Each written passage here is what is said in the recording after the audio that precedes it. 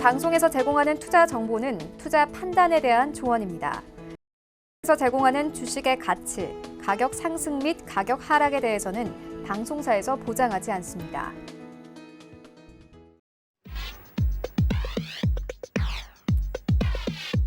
안녕하세요. 실전투자 팩트의 승부 진행의 신경민입니다. 간밤 뉴욕 증시는 FOMC 결과를 주시하면서 일제히 하락 마감했습니다. 연준은 이번 회의에서 기준금리 동결을 발표했지만 향후 금리 인상 시기가 앞당겨질 것이라고 전망을 했고요. 올해 인플레이션 경제 성장 전망치를 상향 조정하기도 했습니다. 이날 점도표에는 2023년에 두 차례 금리 인상이 대두되면서 이슈가 됐습니다. 이후 파월 의장은 테이퍼링은 지표에 따라 결정할 것이고 일정은 확실치 않다고 전하기도 했는데요. 잠시 후에 더욱 자세한 시장 얘기 살펴보겠습니다. 우리 시각 밤 9시 30분 발표된 미국의 신규 실업수당 청구 건수는 예측치인 412만으로 집계됐습니다. 조금 전 출발한 뉴욕 증시 3대 지수는 현재 혼조세를 보이고 있습니다. 네, 그럼 오늘의 마스터 저희 영상으로 함께 만나보겠습니다.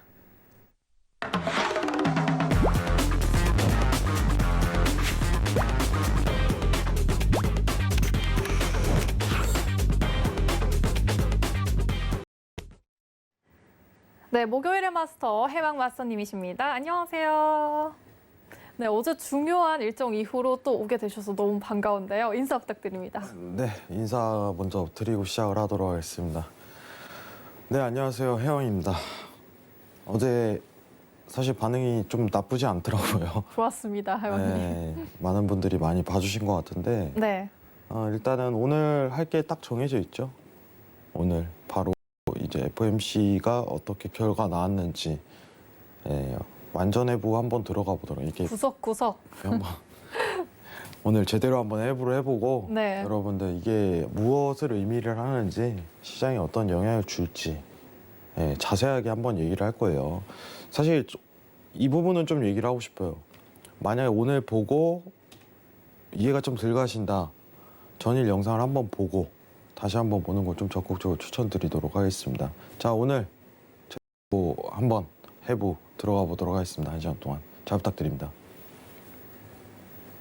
네, 어제는 또 5월 달부터 이렇게 천천히 정리해 주셨는데요. 오늘은 더욱 기대됩니다. FOMC 결과가 있어서 자세한 해부가 있을 예정이니까요. 많이 지켜봐 주시기 바랍니다. 그럼 이제 시세 분석과 함께 자세한 트레이딩 전략 들어가 보겠는데요. 나스닥 흐름부터 살펴보겠습니다. 나스닥 현재 0.39% 상승한 14,031포인트 지나가고 있습니다. 네, 나스닥이 일단 상승으로 시작을 하는 모습인데요. 나스닥 트레이딩 관 어떤 전략 가져가야 할지 팻말 통해서 확인해 보겠습니다. 준비해 주시고요. 3, 2, 1 들어주세요. 매수 관점을 유지해 주셨어요. 네. 어떤 건가요?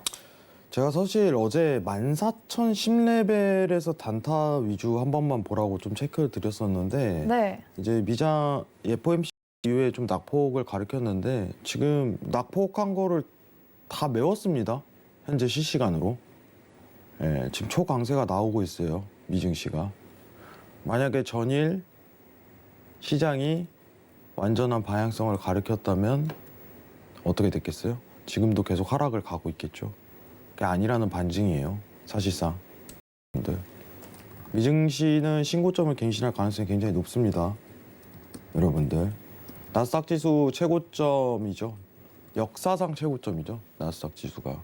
최근 일어났던 지점이.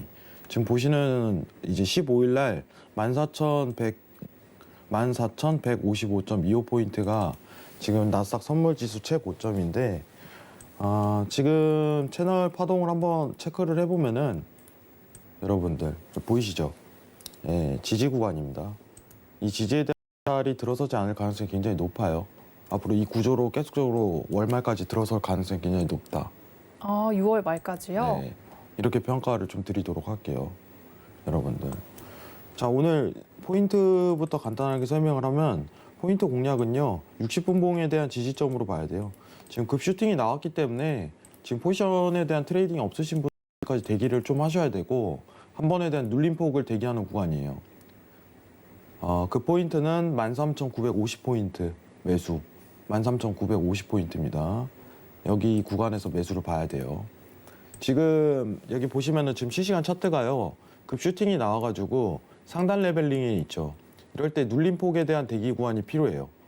눌림폭에 대한 대기 구간. 그리고 재반등 구조로 가는 이 상황으로 연출돼야 돼요. 그러면은 지금 개장 파동이 발생했기 때문에 여러분들 상단에 대한 지지폭이 13,000 지금 보시면은 50하고 75에 대한 지지폭을 받고 다시 올라설 가능성이 굉장히 높다. 이렇게 평가하시는 게 좋습니다. 그죠? 네. 자, 이게 단적으로 설명을 드리는 거예요. 여러분들. 자, 일단 차트만 좀 보고 설명하겠습니다. 하루 차트예요. 하루 차트. 좀 확대해서 보도록 할게요. 자, 전일 낙폭을 하고 지금 다시 그대로 돌아왔죠.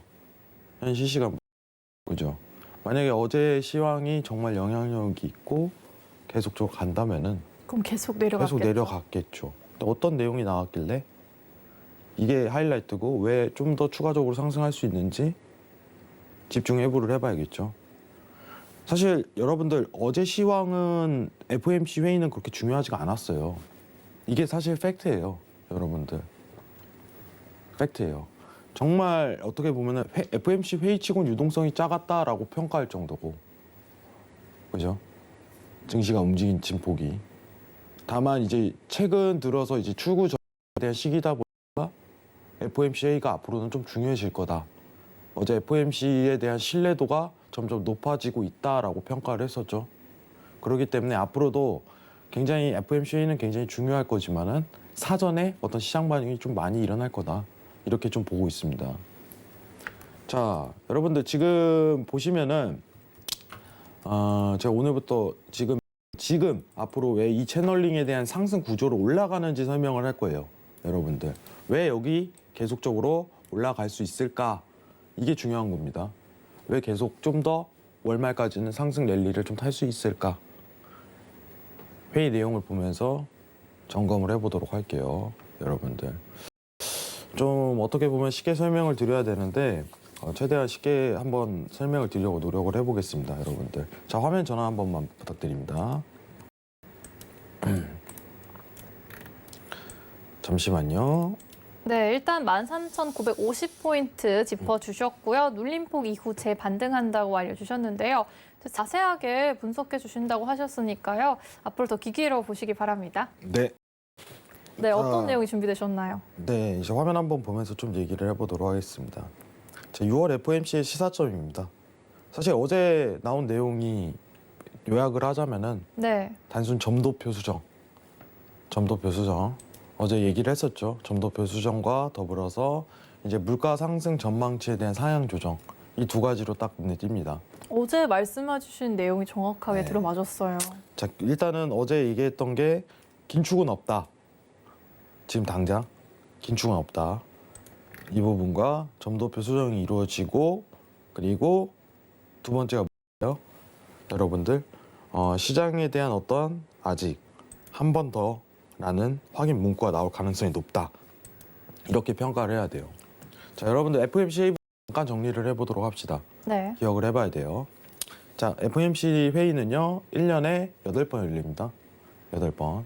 자, 한국은행이 이제 매달 발표하는 거랑 똑같은 거라고 생각하시면 돼요. 이제 중앙은행이 통화 정책에 대한 결정을 하고 기준금리를 결정하고 앞으로의 방향성을 공식화하는 자리예요.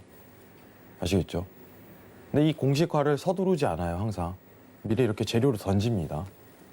이번 재료는 비농업 고용지수, 이번 달 월 초에 나왔었던 6월 4일 날 나왔었던 비농업 고용지수 발표 이후 어느 정도 시장에 대한 가늠치가 벌써 제공이 됐었다라고 평가를 하는 거죠. 자, 정리하겠습니다. FOMC는 1년에 8번, 45일에 한 번 열립니다. 여러분들. 자, 근데 FOMC 딱 열리면은 뭐 하냐면은 회의 딱 종료하잖아요. 네. 3시에 이제 성명서 발표를 합니다. 성명서라는 바로. 거는 공식적인 브리핑이에요. 우린 이렇게 하겠다. 우린 이렇게 했습니다. 공식적인 대답이 있어요. 다음 30분 뒤에 뭐 하냐면 FOMC 의장이 네. 기자회견을 합니다. 그 기자회견이 또 중요하죠. 네. 거기서 어떤 말을 사실 하느냐에 따라서 그게 제일 중요해요. 기사가 수백 개가 나오니까요. 네. 진짜 세계로 따지면 뭐 한 수만 개 나오겠죠. 네. 전 세계로 따지면 수만 개가 나올 것 같은데 그 기자회견이 하이라이트예요. 왜냐면은 기자들이 이렇게 질문을 던져요. 네. 실시간으로. 그래서 하겠다는 거야, 말겠다는 거야 이런 식으로 던져요. 아주 막 날카롭게 네, 던지더라고요. 날카롭게 던져요. 그래서 의장은요 항상 긴장하면서 유연하게 대응을 해야 돼요. 그래서 이렇게 기자회견에서 항상 하는 방식이 뭐냐면은 네. 이렇게 단답식으로 이렇게 딱 정확하게 얘기하지 않아요. 두리뭉실하게 끝내버려요 항상. 일부러. 네, 불어요. 왜냐면 시장이 말 한마디 잘못하면은 요동을 치기 때문에 그걸 네. 좀 방지하기 위해서. 자, 성명서는 내용이 똑같습니다. 사실 큰 변화는 없었어요. 여러분들 문구에 대한 수정이 조금 있긴 했지만은 기존 내용과 큰 차이점은 없었고, 뭐 이제 점도표 수정이죠. 점도표 수정과 더불어서 물가 전망에 대한 상향 조정이 이루어졌다. 이 두 가지 포인트 있는데, 이제 어느 정도 금리 인상에 대한 시기가 좀 당겨졌다라고서 시장이 판단한 거. 네. 근데 뭐 공식적으로. 어제 얘기를 했지만 너무 뻔한 예상이었습니다, 사실. 이 점도표에 대한 수정은. 점도표까지도 예상을 네. 해주셨는데 그게 정확하게 들어맞았던 것 그쵸. 같아요. 자, 지금 내용 보시면은 이제 설명을 할 건데, 페드의 23년 금리 인상 예상 횟수 2회 상향 조정. 이게 점도표 수정이에요, 여러분들. 자, 그리고 이제 물가 전망에 대한 상향 조정이 있었는데, 기자회견에 대한 내용을 한번 집중적으로 보는 게 좋겠죠. 네. 예, 기자회견에 대한 내용을 집중적으로 보는 게 좋습니다. 저는 궁금한 게 2회로 상향 조정이라고 했잖아요. 그 2회 의미가 있을까요? 2회요. 네, 왜 두 번을 한다는 것을 그거의 의미는 뭔가요? 뭐 사실 큰 의미는 없을 것 같아요. 그냥 차츰차츰 할 것이다. 이런 2회 상향 조정인데 뭐냐면은 네. 그게 무슨 뜻이냐. 사실 금리 인상을 1년에 2회 한다는 것 자체는 크게 의미가 없고 3번 할 수 있고 4번 할 수 있는 거예요. 근데 중요한 거는 첫 시작을 언제 하냐가 좀 중요한 거다. 이 정도 시작점에 평가. 더 중점을 두는 거죠. 그죠. 시작점에 중점을 둬야죠. 실제로 여러분들 이제 기억을 하셔야 되는 게 뭐냐면은 금리 인상을 했다고 해갖고 시장에 엄청난 영향을 끼치지 않아요. 그 당시 가면은. 네. 여러분들. 그 영향을 끼치지 않습니다. 여러분들. 이 출구 전략을 시작하고 이거에 대해서 준비를 할 때 그때 가장 큰 영향력을 끼쳐요. 시장은. 왜냐면은 어차피 할 거를 1, 2년 전부터 다 알고 있기 때문에. 뭐 같은 이치라고 생각해요. 한국은행이 올해 말에 금리 인상한다는 거는 지금 공식화된 거예요, 거의. 사실상. 모든 시장, 한국에 있는 시장이 금리 인상한다는 거 모두 받아들이고 있어요. 근데 한국 금리 인상은 시장에 큰 영향을 끼치지 않습니다. 실제로. 예, 미국에 대한 어떤 기준점을 좀 정확히 잡아야 되기 때문에 이 부분을 봐야 되는데, 자, 그러면은 이제 FOMC 회의에서 두 가지 나왔다고 했죠. 점도표 수정과 물가 상승에 대한 조정, 상향 조정. 자, 근데 점도표부터 먼저 보도록 하겠습니다. 뭐 간단하게 얘기를 하면 다시 한번 얘기를 하겠지만은, 페드에서 분기마다 어떤 금리 인상에 대한 시점을 투표권을 행사해서 여러분들 이런 식으로 나옵니다. 예, 지금 보시는 표와 같이. 어제도 다뤘던 내용이네요. 네, 점이 이제- 네. 더 생긴다고 제가 얘기를 했었죠. 네. 근데 오른쪽이 어제 나온 거고 오늘 나온 거죠. 오늘 새벽에 한국 시간으로 오른쪽이, 왼쪽이 3월에 나왔던 거예요. 자, 지금 보시면 아시겠지만은 22년도 금리 인상 전망위원이 4명에서 7명을 늘었고 23년도가 7명에서 13명을 늘었다. 이렇게 평가를 하는데, 원래 금리 인상을 확실히 대두되는 거는 23년도 이후, 23년도도 아닌 23년도 이후였는데 이제는 23년도엔 하겠네 라는 시장에 대한 가능성이 대두된 거예요. 점도표 그대로 수정이 이루어졌죠. 정말 많이 늘었어요. 네, 많이 13명까지. 네, 많이 늘었습니다. 자, 그럼 23년도는 금리 인상이 거진 가능성이 굉장히 높다라고 평가를 하는 거죠. 지금 시장의 유추. 네. 시장은 항상 그런 건 없어요. 야, 이때 이거 할 거야. 이런 건 없습니다. 여러분들. 경제에 정답이 없겠죠. 정답이 없듯이 시장 변화를 어떤 가능성을 추구하고 그런 걸 봐야 되는데, 일단 우리가 볼 수 있는 건 23년도에 미국은 금리 인상 가능성이 굉장히 높아졌다. 빠르면 상반기. 이렇게 좀 가능성이 되고 있는 상황입니다. 이거를 이제 매파라고 하죠. 매파가 굉장히 많이 늘었다. 영어로 뭐라 하죠? 아까 네. 영어로 매파는 제가 이제 노란톡에서 알려드리도록 아닌가요? 하겠습니다. 마크가 그렇죠. 매니까. 네. 네. 아무튼 이 부분에 대한 수정이 이루어졌고 다음 내용으로 좀 넘어가도록 할게요.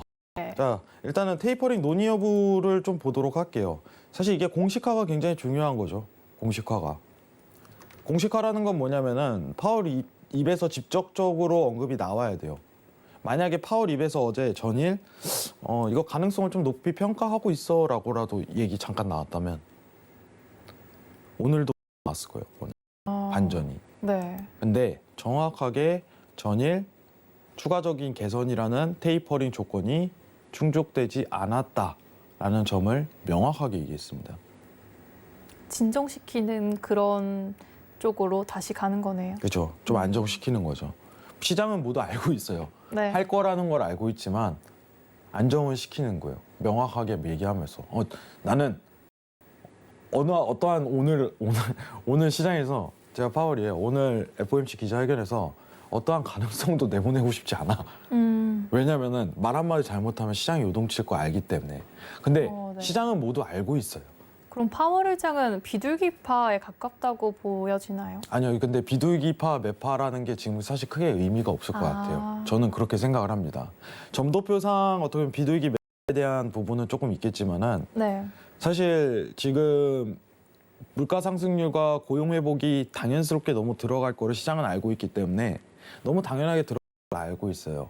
그렇기 때문에 시장이 모두 알고 있는데 그거를 여기서 그래 가능성 높아라고 공식화를 해버리면은 사실 하는 거잖아요. 그럼 시장이 완전히 내려가게 무너지게 돼 있단 말이죠. 네. 2013년도 버냉키 사건처럼. 자, 이 문구는 상당한 추가 개선이라는 테이퍼링 조건이 충족되지 않았다. 이거는 너무 당연스럽게 나올 수 있는 말이에요. 지금 오늘은 나는 이거에 대한 가능성을 시사하고 싶지 않아 하고서 언급을 한 겁니다. 여러분들. 자, 근데 밑에 문구에서 중요한 게 있네요. 그러면은 뭐라고 써 있죠? 이거 혹시 보이시나요? 잘 안 보이는데요. 7월 고용지표 확인한 이후라고 써 있습니다. 아, 고용지표요. 네. 네, 그럼 우리 한번 순서를 기억을 해보자고요. 자, 이제 중요한 지표가 딱딱 뭐가 있는지 앞으로 회의 이후에 네. 시장이 하이라이트죠. 모든 증시와 금값과 달러 값을 변동시키는 하이라이트 지표가 앞으로 어떻게 예상이 돼 있는지 한번 보도록 합시다. 자, 6월 자 잠시만요. 네, 6월에 또 6월 17일 17일이요. 죄송합니다. 6월 17일 FOMC 회의 이후 가장 중요한 지표는 여러분들 7월 초에 있는 비농업 고용 지수입니다. 계속 강조해 주셨어요. 네. 그다음 뭐냐면은 물가 지표도 나오겠지만 물가는 전일 뭐라고 했죠? 문제가 되지 않을 가능성이 굉장히 높다. 네. 이 부분인데 그다음 8월 잭슨 홀 회의예요. 8월 잭슨 홀 회의. 8월에 잭슨 홀 회의가 열려요. 쉽게 얘기하면 전 세계 통화 정책에 대한 어떤 회의겠죠. 네. 그 가능성을 시사하는 자리가 될 가능성이 높다. 이때 공식적인 발표가 않는 겁니다. 자, 우리 테이퍼링 한번 논의가 된 것 같아. 이 정도. 시장이 놀라지 않게. 8월 달에 발표가 아니에요. 논의가 나올 네, 것이다. 발표가 아니에요. 지금 시장에 대한 가능성을 유추를 해봅시다. 여러분들. 왜 이거를 얘기를 하는지 생각을 해보세요. 자, 8월에 잭슨 홀 회의에서 재료만 던지는 거예요. 파월은. 우리 한번 논의해봐야 될 것 같은데. 자, 지금 오늘 나왔던 얘기는 뭐였죠, 어제? 조건이 충족되지 않았다. 선을 그었죠. 네. 8월은 회복이 좀 된 것 같아. 가능성이 있을 것 같아. 채권을 조금씩 줄이는 방안을 좀 고민해봐야 될 것 같은데 라고서 재료만 던져요. 지금 가능성입니다. 자, 그리고 잭슨 홀 회의 이후에 10월에 공식화할 가능성이 굉장히 높아요. 10월. 공식- 8월을 기점으로 이제 10월에 윤곽이 드러난다고 말씀해 주시는 거죠. 네. 그리고 이제 테이퍼링을 시작을 하겠죠. 자, 테이퍼링이라는 거는 기간이 거의 6개월에서 1년 사이 동안 미국 중앙 FOMC에서 채권 매입하는 비중을 서서히 줄여나가는 거예요. 이게 의학 용어에서 더라고요.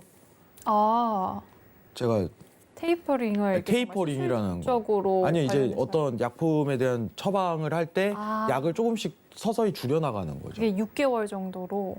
아니 근데 약에서 쓰인 거 그것만 얘기한 거예요. 너무 진지했나요? 네. 그러니까 네. 쉽게 얘기하면은 서서히 줄여나간다 이렇게 생각하시면 됩니다. 연준이 지금 매월 이제 130조를 채권을 매입을 하고 있죠. 쉽게 얘기하면 한국은행이 한국 정부의 채권을 사고 있는 과정이라고 생각하시면 됩니다.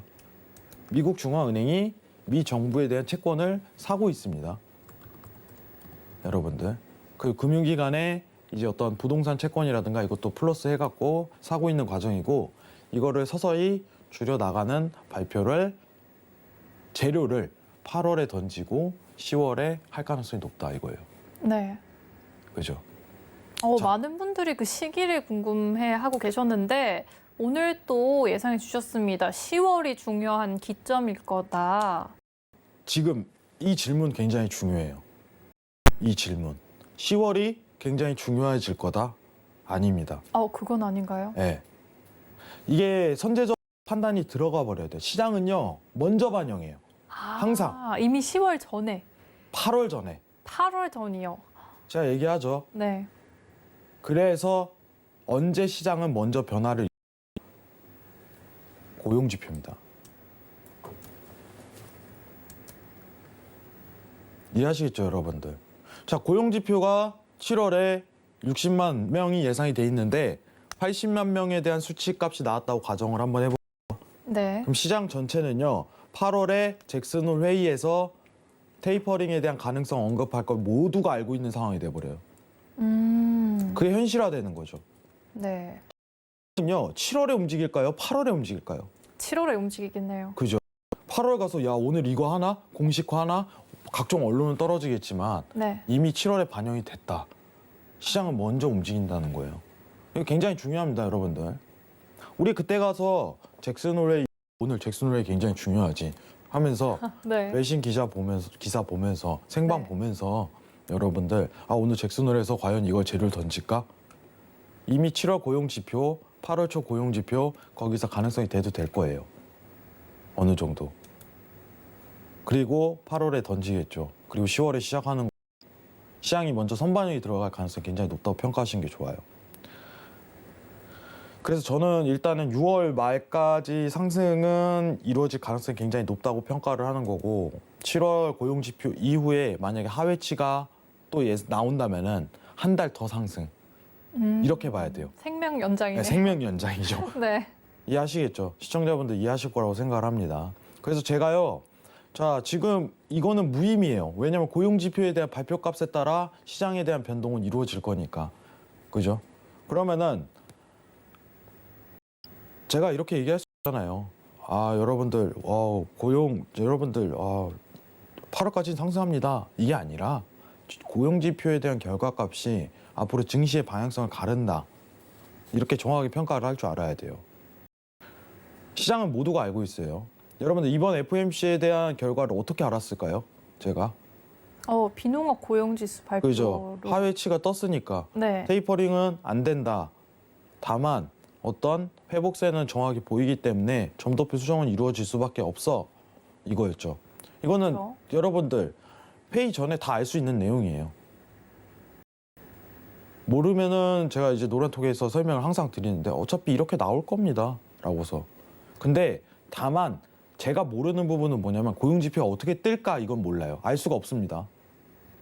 그죠? 그건 결과를 공식적으로 데이터가 나와야지 산출되는 값이기 때문에. 그래서 이게 제일 중요한 겁니다. 이게 어떻게 보면 회복이 정확하게 들어가냐. 왜냐면은 파월이 정확하게 파월 의장이 직접적으로 입에서 언급한 게 완전 고용이 중요하다라는 언급한 이상 이 고용 지표는 핵심 지표가 돼버리는 거예요. 물가보단 고용이다 라는 말이 최근에 많이 도는 이유가 거기서 나오는 겁니다. 이해하시길 바랄게요. 사실 이 점도표에 대한 어떤 상향 조정은요 의미가 없어요. 물가 상향 조정 의미 없습니다. 여러분들 의미가 없어요. 다만 전일 어떤 2회 상승이라는 어떤 임팩트 때문에 하방에 대한 눌림값 잠깐 연출되긴 했지만 잠시뿐이에요. 회귀했잖아요. 바로 다음 날. 이게 결과가 말해주는 거예요. 사실상. 시장은 더 올라갈 가능성이 높다는 걸. 그러면은 언제 떨어질까요? 고용지표 높게 나오면요. 자, 다시 한번 좀 고민을 해봅시다, 여러분들. 네. 자, 간단하게 정리를 좀 들어가도록 할게요. 근데 이 부분에 대한 먼저 제가 적으로 먼저 얘기를 드렸어야 되는데, 출구 전략하면 왜 증시가 떨어질까요? 일단 지금이 돈을 풀어서 만들어진 유동성 시장이잖아요. 네, 근데 돈을 이렇게 줄여 나가면은 확실히 영향이 있는 거 아닌가요? 그죠. 미국 중앙은행에서 여러분들 그 돈이 많은 기관은 어떻게 보면 중앙은행입니다. 정확히 인지를 해야겠죠. 중앙은행이요. 정부는 돈이 없어요, 여러분들. 독립기관이라고 표현을 하죠, FOMC를. 그러면은 지금 알아야 되는 게 뭐냐면은 지금 실질 금리가 마이너스잖아요. 그죠? 네. 제가 그때 한번 설명을 했었는데 잠깐 설명을 하자면은 제가 이 앞에 노트북이 있죠. 노트북이 한정판이에요. 그죠? 요새 이제 물가 계속 오르죠. 근데 제 돈에 대한 가치는요. 현금에 대한 가치는 물가는 오르는데 얘는 제자리 맴돌고 있으면 이건 마이너스 되는 거예요. 그래서 실질 금리라고 표현을 합니다. 이거를. 근데 이게 마이너스 구간이면요. 돈이라는 거는 숨을 쉬어요. 저는 그렇게 생각을 하거든요. 네. 돈이라는 건 더 배당을 받길 원해요. 이 돈에 대한 가치로. 그게 부의 이동이에요. 기본적인 원리예요. 저금리 시대에서 어떻게 보면은 이자 배당이라든가 어떤 채권 배당이 굉장히 현저히 낮은 수준에 멈돌기 때문에 위험한 쪽으로 쏠리게 돼 있어요. 자산에 대한 형태가. 지금 네. 그 1년 동안 그 시기였고 그게 해소되나? 이게 출구 전략이에요. 사실상. 긴축 정책인 거고. 그럼 자금의 위험 자산인 부동산과 부동산, 증시 이렇게 해서 쫙 빠지는 현상이 펼쳐지겠죠. 자, 그리고 제일 중요한 건 뭐냐면 출구 전략이라는 거는 달러의 엄청난 강세 조건입니다. 네. 왜냐? 원래 중앙은행에서 달러를 이렇게 찍어내잖아요. 네. 도장 찍듯이 이렇게 딱 찍어서 이 돈으로 채권을 사는 건데 채권을 사기 위해서 달러를 찍어내는 거죠, 사실상. 네. 그럼 테이퍼링을 진행한다는 건 달러를 앞으로 공급량을 줄이겠다는 걸 뜻해요. 공급량을 줄이겠다. 그럼 시장이 이거를 받아들이고 원웨이로 떠버려요. 이 부분 제가 골드 할 때 설명을 드리고요. 이게 모든 시장을 바꿉니다, 여러분들. 사실상. 근데 어떻게 보면 이제 올해 이제 테이퍼링이 진행할 가능성이 굉장히 크고 앞으로 여러분들 좀 집중할 요소는 고용지표다. 점도표 수정은 이루어졌다. 이 부분만 간단하게 파악하시면 될 것 같습니다. 네, 약간의 데자뷰인 것 같아요. FOMC 전에 또 비농업 고용지수, 그리고 잭슨홀 미팅 전에 또 비농업 고용지수 영향을 받는 건데 여기서 조금 궁금한 게 있어요. 이제 FOMC랑 잭슨홀 미팅, 이게 어떤 차이점이 있을까요? FOMC랑요? 네, 잭슨홀 미팅은 그래도 1년에 한 번 열린다고 들었거든요. 잭슨홀 미팅은요. 네. 전 세계 통화 정책에 대한 어떤 보고 이런 거예요. 상황 보고 뭐 이런 느낌이에요, 사실. 그러니까 이제 FOMC 회의 같은 거는 네. 어떤 결정이잖아요. 공식화하는 네. 자리이고 네. 사실상 공식화하는 자리고 앞으로 방향성 있잖아요. 전 세계 통화 정책에 대한 방향성을 논의하는 자리예요. 사실상. 약간 그래서 전체적인 이제 회의보다는 그죠. 아니, 조금 토론 같은. 느낌이 굉장히 강해요. 네. 그죠. 토론. 이제 토의도 아니고 토론이죠. 토론. 근데 FOMC는 공식화 자리예요. 사실상. 그렇게 네. 생각하시는 게 편합니다. 발표죠, 공식적인. 잭슨홀에서 공식적인 발표를 할 수가 없어요. 절대로. 어떤 가능성, 방향성 이 정도로 하는 자리인데 네. 그때 아마 시장에 대한 방향성이. 재료를 던질 것이다. 근데 그 재료는 비농업 고용지수 발표 보고서 던질 가능성이 높다는 거예요. 알겠습니다. 굉장히 오늘 좀 이해가 되셨나요? 네. 그게 조금 궁금했거든요. 네. 막 사실 그게 크게 별건 없어요. 잭슨홀 회의라는 것 자체가. 다만 이제 공식적인 어떤 전 세계인들이 모이는 자리이기 때문에 네. 가능성을 염두를 하는 거죠. 그래서 시장은 다 그쪽을 보고 있습니다. 자, 차트 한번 보고 마무리를 좀 가보도록 할게요. 나스닥 잠시만요. 유튜브에서도 질문이 조금 들어오고 있는데 이따가 질문 드려도 되나요? 지금 주세요. 지금 드릴까요? 도른양이님께서 질문 주셨는데 24년 미 대선으로 인해 23년의 테이퍼링은 좀 부담스럽지는 않을까요? 이런 질문 주셨어요. 지금 일단은 정확하게 얘기해 드릴게요. 네. 제 관점으로만. 정치는 금리 인상하고 연관지으면 좀 힘들어집니다.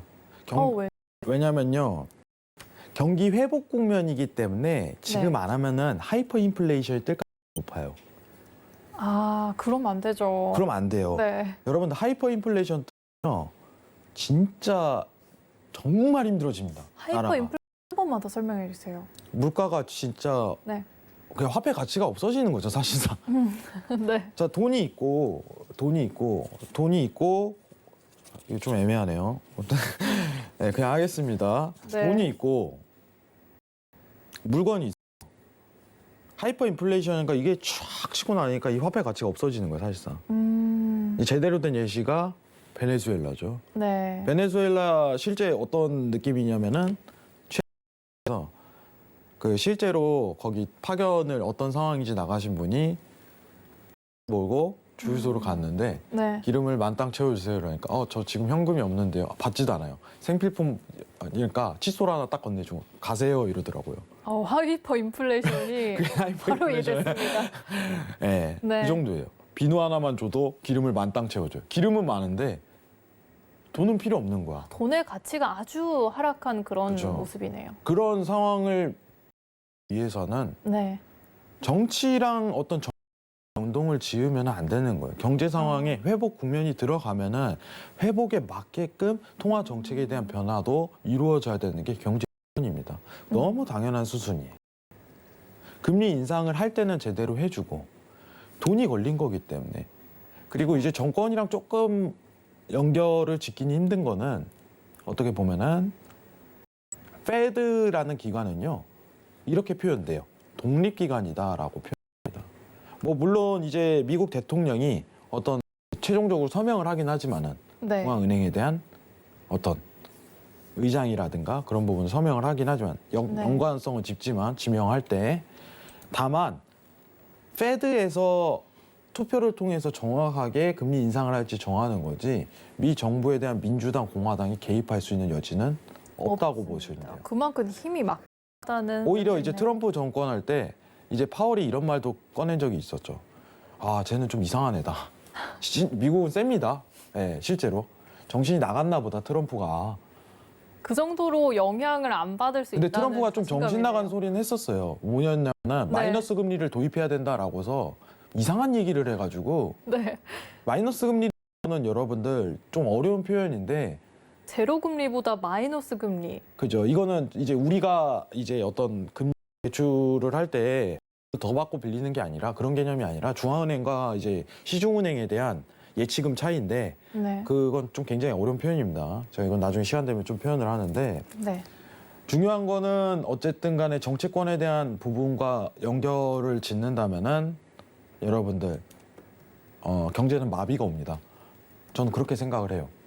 페드라는 집단은요 단순한 집단이 아니에요. 전 세계에 움직이는 중앙은행의 역할을 하기 때문에 여러분들 객관성 있는 신뢰성 있는 자료를 가지고 경기 회복 때 제대로 된 금리 시기를 맞물려서 해야 되는 게 정상적인 루트입니다.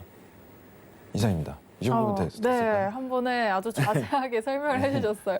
또 아까 차트 설명해 주시려다가 잠깐 유튜브 질문이 들어갔던 건데, 네, 다시 좀 차트 속으로 저희가 한번 빠져보겠습니다. 차트 다시 한번 가보도록. 자, 네. 오늘 잘하면 신고점 갱신이 들어갈 수 있겠네요. 오늘 잘하면. 자, 일단은요, 저희가 이제 지지폭을 한번 그렸는데 지금 차트가 날아가고 있죠. 여러분 실시간 차트입니다. 미장 개장 이후에 상승 추이 이어가고 있는데 눌림폭 올 때까지 좀 되긴 하세요, 여러분들. 당일 진입 구간이 저점 레벨링에서 잡은 게 아니라면은 여러분들 저점 레벨링에서 잡은 게 아니라면은 지금 상황에서 상단 폭이 아직까지 이제 눌릴 때까지는 대기를 하셔야 됩니다. 눌릴 때까지. 지금 지지에 대한 위치값이 좀 다소 변경이 됐어요. 아까 자체가 13,950포인트였는데 14,000 레벨링으로 가 발견이 됩니다. 14,000포인트. 14,000포인트에서 이제 지지 평가 재미수 포인트를 봐야 됩니다. 근데 여러분은 간단하게 이해를 해봐야 돼요. 왜 올라가지? 그죠? 이거죠. 하락이 의미가 없어졌죠, 지금. 차트 보세요. 네, 바로 회복을 하고 있으니까요. 그죠? 이건 올해 말까지 간다는 거예요. 올해 말이요? 올해 말이에요. 네. 이번 달 말. 이번 달 말이요. 네. 어쨌든 파월은 완고하게 테이퍼링은 없다. 추구 전략은 이번 달은 없다. 어제 말한 것처럼 제가 긴축은 없다고 설명을 했었죠. 그게 정확히 들어맞은 거고 증시는 한 번 더 상승을 치되 고용지표 확인 후 시장에 대한 변화 감지가 이루어질 것이다. 평가하는 게 맞습니다. 아시겠죠?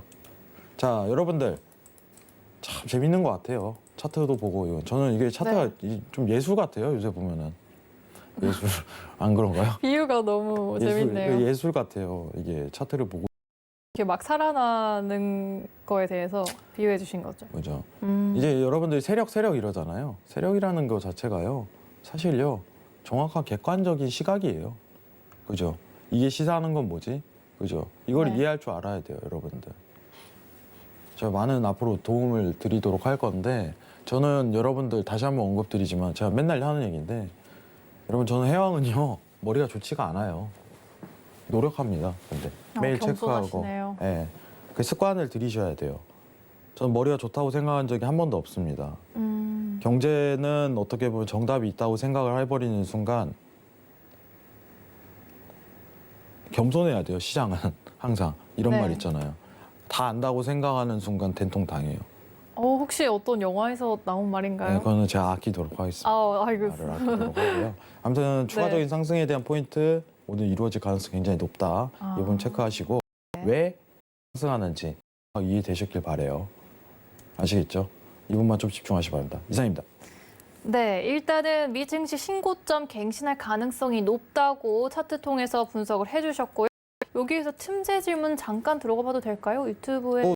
질문 왔나요? 네. 잠시만 짧게 대답해 주시면 될 것 같은데 그럼요. 제롬 파월은 5월 달에도 보면 신뢰를 잃은 것 같은데 6월 달에도 그분의 말이 먹힐 것 같지는 않습니다. 이런 뉘앙스의 댓글이 달렸어요. 제롬 파월이요? 네. 여러분 제롬 파월이 누군가 하면은 FOMC 의장이죠. 그죠? 자, 신뢰를 잃었다고 해도 의장입니다.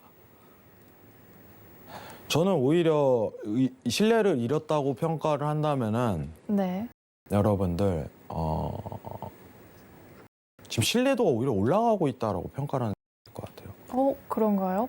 그때인가요? 왜죠? 그렇죠. 왜냐하면 FOMC 의존도가 지금 올라가고 있는 상황이기 때문에 오히려 그러네요. 이제 추후에 금리 인상 발언을 옐런 재무부 장관이 한다면은 더 의미 없을 거고, 그죠? 의미 없을 거고,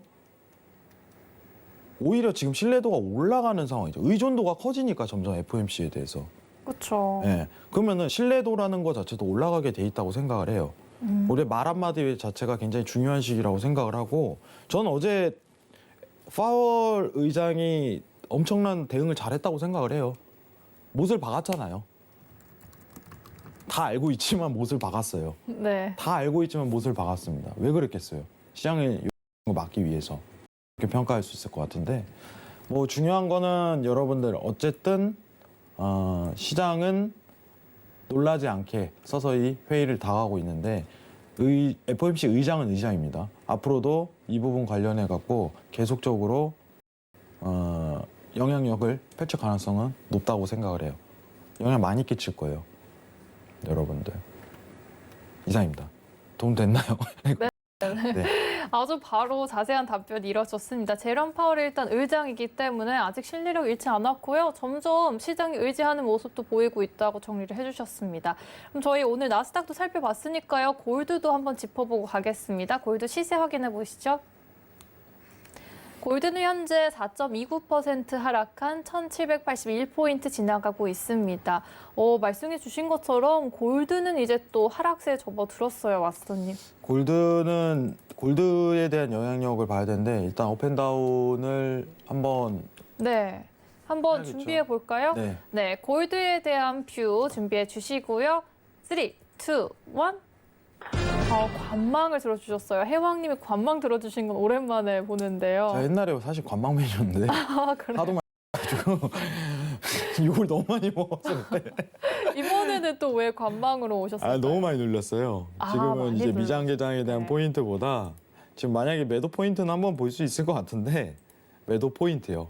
매도 포인트. 매도 포인트가 일단 한 자리는 제가 하나 드릴게요. 네. 매도 포지션 단기 위주, 데일리 보시는 분들 위주로 1792포인트 한번 볼 수 있을 것 같고 지금 어차피 회의 터졌기 때문에 100티 가량 상단이긴 한데 100틱이 아니에요. 여러분들 지금. 그러니까 1792포인트 여기서 매도 한번 보시고 오늘 데일리 트레이딩 어떻게 보면 1795포인트 손절 30틱만 두시하시면 될 것 같아요. 이절은 한 50티 이상 잡으시고 그 정도 여유분으로 이 정도면 평가할 수 있을 것 같고 저 골드 얘기를 잠깐 할 건데 골드가 전일 떨어진 거는 왜 그럴까요? 두 가지 이유가 좀 있을 것 같은데 자, 저희 앵커님 정말 요새 제가 좀 죄송해요. 테스트를 너무 많이 하다 보니까 아, 괜찮습니다. 저희가 사전에 제가 질문할 거를 짜진 않아요. 많이 당황하실 때가 있는데 한번 네. 화면 잠깐 보면서 설명을 드리도록 할게요. 네, 골드가 일단 강세를 보이면서 네, 오늘 간략하게 좀 정리를 할 건데 시간상 영향을 네. 받았을 것 같아요. 자 일단은 골드가 영향을 끼치는 첫 번째 요인은 달러다. 네, 달러죠. 자, 두 번째 요인은 10년 국채다. 이 네, 정도 평가를 할 수 있을 것 같은데 요새 국채가 굉장히 안정화가 들어왔어요. 맞아요. 변동성이 없어져. 네, 어제 회의 이후에 달러 차트입니다, 여러분들. 이게 1년 동안 있었던 달러 차트예요. 잘 보이실라나 모르겠는데.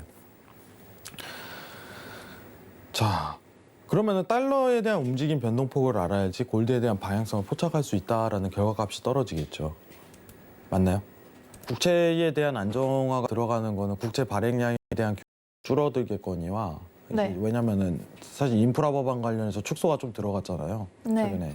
그래서 사실 국채 발행량도 문제가 없겠거니와 이제 채권에 대한 수요는 어떻게 보면 좀 일정화되고 테이퍼링이라기 때문에 이제 수요와 공급 조절을 할 거예요. 그 부분이 있겠지만은 제일 변동성을 이제 올해 이제 미국 쪽에서 출구 전략을 모색했을 때 제일 큰 변동성을 가지는 건 달러예요. 오히려 증시보다 달러다. 이렇게 좀 평가를 할 수 있을 것 같아요. 왜 그러냐면은 달러에 대한 기준으로는요, 여러분들 뭘 보셔야 되냐면은 중국에 대한 부분을 보시는 분들이 많은데 미국 통화 정책과 정책을 비교할 줄 알아야 돼요. 골드가 앞으로 계속해서 올해 말까지 내려갈 가능성이 굉장히 높아요 라고 설명을 드릴 수 있지만은 네, 그죠?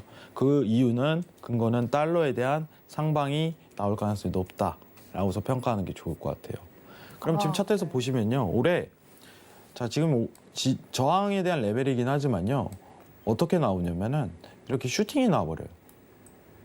구리 차트처럼. 예상을 해주시는 거죠? 네. 올해요. 올해요. 올해. 올해 8월 기점 보면 그렇죠. 8월 빠르면 7월부터 나올 수도 있어요. 왜냐하면 어차피 추구 전략과 동시에 테이퍼링에 대한 어떤 공식화 전에 비농업 때부터 반응을 할 거기 때문에 네, 이 부분이 중요하고 자 근데 왜 달러가 칠까요? 라는 질문에 미국과 이제 유로존을 비교할 줄 알아야 됩니다. 자 유로존을 비교하는 이유는 여러분들 달러가 올라가면 유로 무조건 떨어지죠. 네, 반비례죠. 그거는 상관관계가 확실하게 마이너스 평가를 해요. 네, 그 왜 그러냐면은 유로에 대한 어떤 달러 보유에 대한 비중이 58%를 차지하기 때문에 전 세계에서 가장 큰 비중이죠. 네. 네. 그렇기 때문에 유로에 대한 통화 정책을 비교할 줄 알아야 되는데 지금 미국하고 유로하고 보도록 하겠습니다. 우리 최근에 미국만 먼저 얘기해 보도록 할게요. 네, 미국은 지금 추구 전략 언제 하나? 이거 논의하고 있는 시기죠. 그렇죠. 그죠?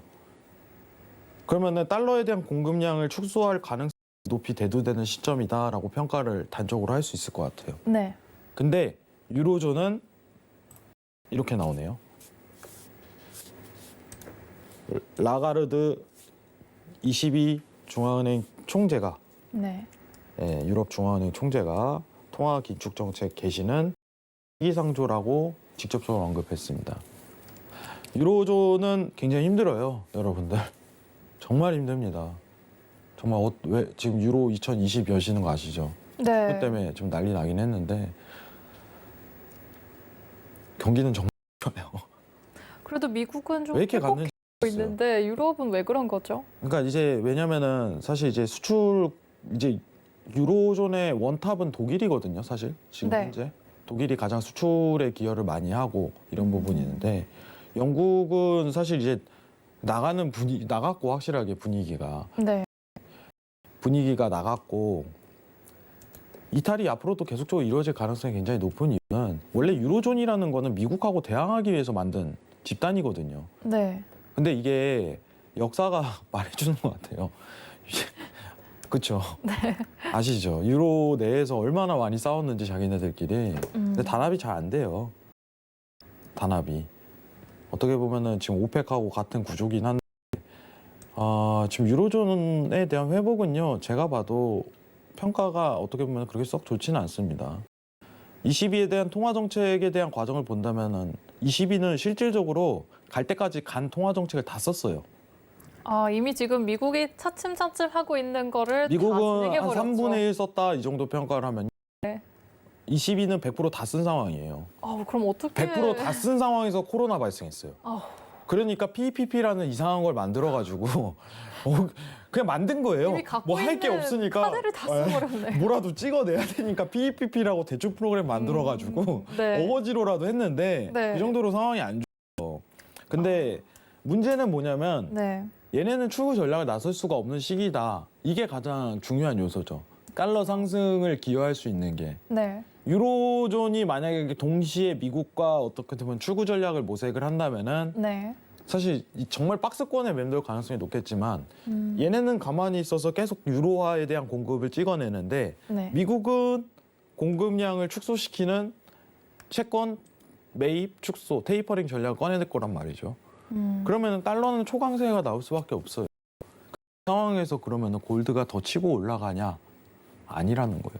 매도세가 이제 점점 붉어지면서 하방에 대한 계단식 배열이 들어설 가능성이 높다라고서 평가를 하실 것 같아요. 제가 사실 이런 부분에 대해서 오늘 시간이 거의 다 마무리가 됐는데 페드 회의에 대해서 해석을 하고 이 부분을 설명을 드리는데 시간이 좀 부족합니다, 여러분들. 제가 사실 강연회를 좀 준비를 하려고 그러는데 온라인 강연에 네. 온라인 강연을 좀 준비하려고 하는데 그 부분을 제가 말씀을 드리도록 할게요. 근데 여러분들한테 얘기해 드리고 싶은 건 뭐냐면은 거시적 경제라는 거는 기본적으로 알면은 여러분한테 정말 큰 도움이 됩니다. 제가 오늘 페드라든가 중앙은행 뭐 이런 거 얘기를 했지만은 사실 우리가 직접적으로 느끼진 못하거든요. 안 그래요? 그렇죠. 일상생활에서는 잘 모르죠. 그죠. 일상생활에서 사실 못 느껴요. 뭐 기준금리 0.5% 인상했다고 해갖고 사실 저희가 대출을 받는다던가 이럴 때 막 0.5%, 0.3% 올린다고 해서 체감상 크진 않아요. 근데 이렇게 코로나19 같은 어떤 장이 발생을 해버리고 할 때 네. 사실 여러분들한테 간접적으로 주식에 대한 어떤 계좌 포트폴리오 그 부분은 영향을 굉장히 끼칠 수가 있어요. 금융상품에 투자를 하려면요. 여의도에 계신 분들은 웬만하면 거시적인 평가는 다 합니다. 다 해요. 여러분들. 근데 이제 너무 주식에 대한 한 종목, 너무 섹터를 몰두하기보다 큰 틀 안에서 먼저 구조를 짜고 조금씩 좁혀가는 것도 좋은 과정이라고 생각을 해요. 네.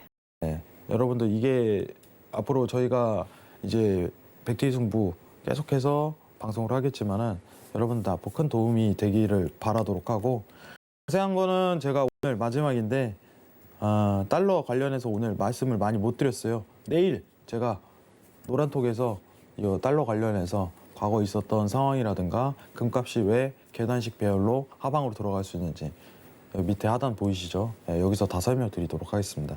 이상입니다. 네, 오늘 혜왕님과 함께 자세한 설명 들어봤습니다. 특히 가장 큰 변동성은 달러라고 짚어주셨는데요. 더 자세한 얘기 궁금하신 분들은요, 노란톡 열려 있습니다. 해외 선물 혜왕 백티게 승부 검색해서 들어오시거나 하단의 QR코드 이용해서 입장해 주시면 됩니다. 참고로 본 방송에서 제공한 정보는 투자 판단에 대한 조언일 뿐 상품의 가치와 수익률을 결정하진 않습니다. 서울경제TV는 자본시장 통합법을 준수합니다. 일대일 투자 상담, 이사 추진행위 등 모든 불법 사항들을 엄중히 금지하고 있습니다. 그럼 실전 투자 백티게 승부는 여기에서 마치도록 하겠습니다. 함께해 주신 여러분 고맙습니다.